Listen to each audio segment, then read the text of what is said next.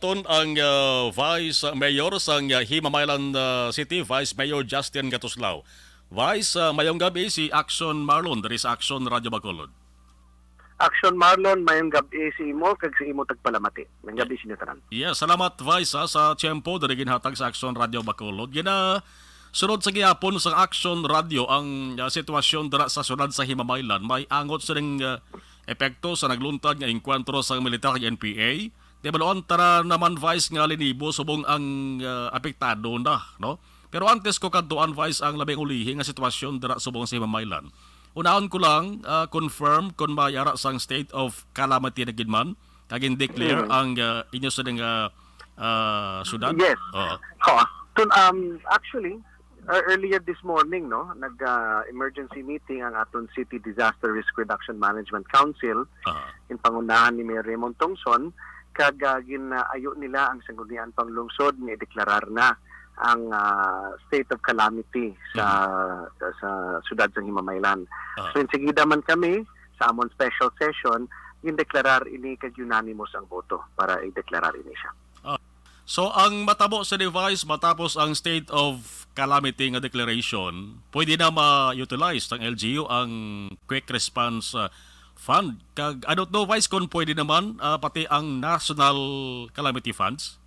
Based sa amon meeting kagina no sa CDRMC, of course number one ang LGU mismo mausar na ang Quick Response Fund which is 30% of the 5% DRR funds ang syudad.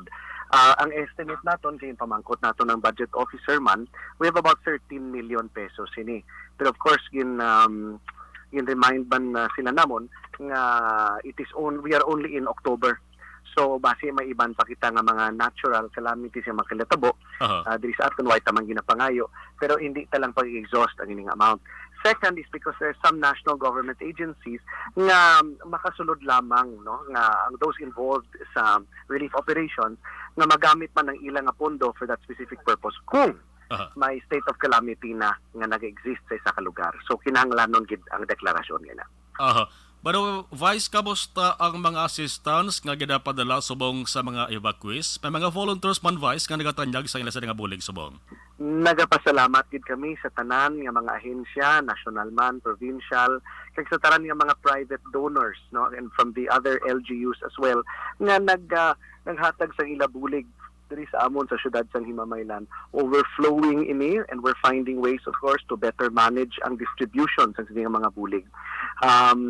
I have seen firsthand no ang solidarity nga ginatawag kag kanami gid nga wala gatanaw sang kolor, wala gatanaw sang pamulitika tungod kita tanan mga human beings lang. Ano to kung anong information ang latest kay info palabot sa ibon advice kay may report kami nga nabaton nga bay panibag-o naman daw nga encounter so nagluntad sa mga adlaw. Nakita ko man no sa social media. I have not received verified information about this also.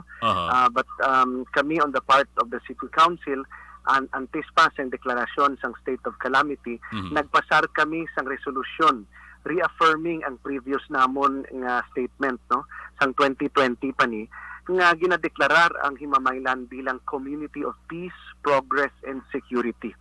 Amo na ang amon nga goals tani sa syudad kag ginalikawan gid tani ang amon nga klase nga konflikto.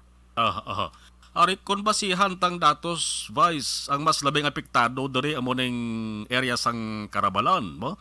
Pero may mga pamilya man gin-evacuate halin sa Kabadyangan, halin sa Barangay 3. Sa mga adlaw ko nasipon ta rin nakita sa ikalima ng adlaw since nga nagluntad ang encounter. Anong report or information nga nabaton mo dira Vice? May mga evacuees na gid man nga pwede na nga makabalik sila sa ning lugar? May some areas no based on our meeting namon kagina sa CDRNC may iban nga evacuees sa mga areas nga hindi na critical na nakabalik na sa ilang mga panimalay but the vast majority no sang mga pumuluyo sa barangay Carabalan nga nag-evacuate kag subong man sang Kabadyangan ara pagigyapon sa aton evacuation centers. In fact, the latest information from this morning was that we might be opening another covered court pagid diri sa poblasyon area para makaakobodar pagid sa mas madamong evacuees.